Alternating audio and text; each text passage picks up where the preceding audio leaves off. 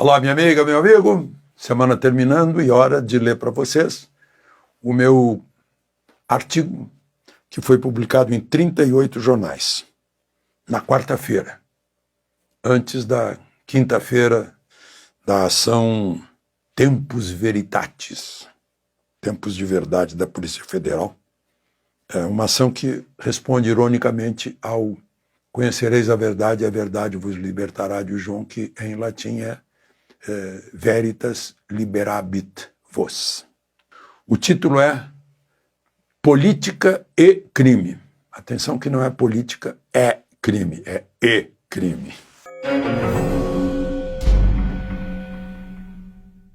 Então, como eu disse, o título é Política e Crime. O crime nos tira um pedaço do PIB. É o que nos avisa o FMI. PIB é Produto Interno Bruto, é tudo que se produz no país, em bens e serviços, e FMI é Fundo Monetário Internacional. Cálculo do Fundo Monetário mostra que se o Brasil tivesse índice de criminalidade apenas igual à média mundial, avançaria no mínimo 0,6 pontos percentuais no Produto Interno Bruto. Isto é, o equivalente, aí eu pus 0,6 do Produto Interno Bruto do último ano e deu 65 bilhões de reais em bens e serviços. Isso sem contar com a perda de 40 mil vidas por ano. E o medo generalizado. O medo também desgasta a capacidade de trabalho das pessoas e de produção. Nosso número é de 19 homicídios por 100 mil habitantes. A média mundial é de menos de 6 por 100 mil habitantes. Regiões antes de comércio movimentado, com lojas abertas nos centros do Rio de Janeiro e de São Paulo, estão abandonadas, com portas fechadas, por causa de roubos e saques e drogados. A falta de segurança afasta investidores, como atestam os últimos números. Uma retração aí de 40%, é muita coisa.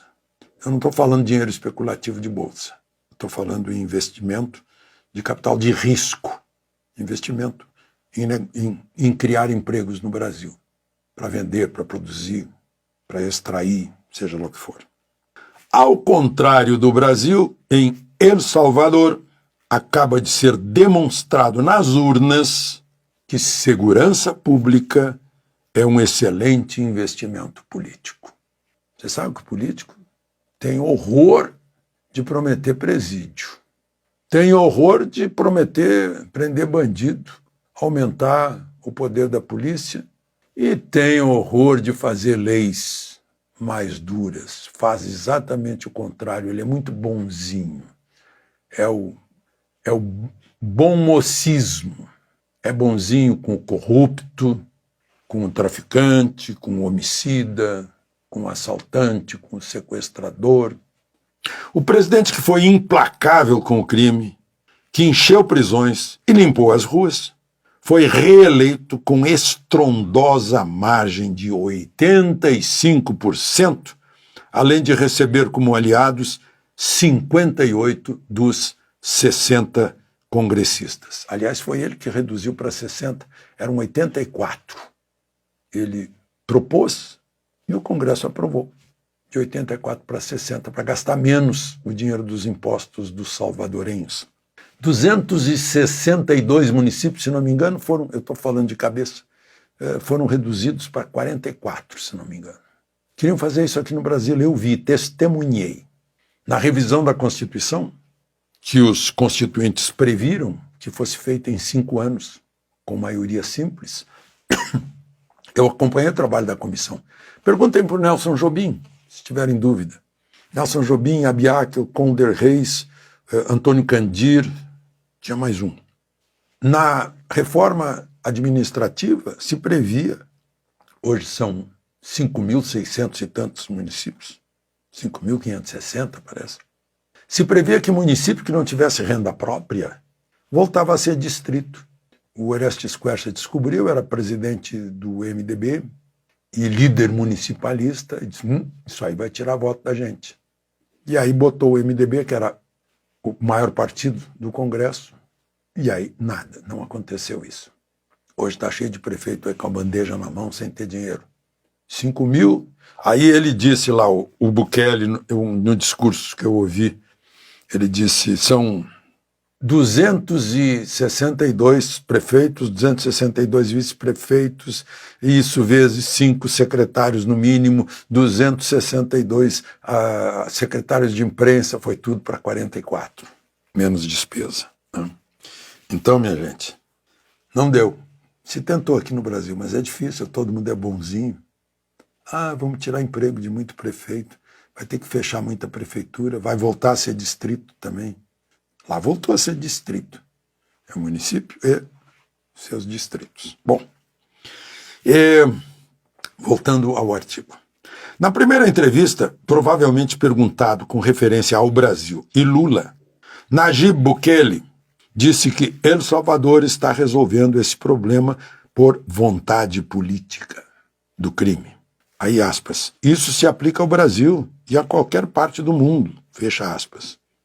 Perguntado se havia tratado sobre isso com o presidente Lula, ele respondeu que conversou algumas vezes com ele, mas que Lula nunca tocou no assunto segurança pública. Imagino que ele terá sua forma de abordagem da situação. Aí o presidente Bukele respondeu, repetiu que o problema tem solução se houver vontade política. Admitiu que El Salvador e Brasil podem ser diferentes, principalmente do tamanho.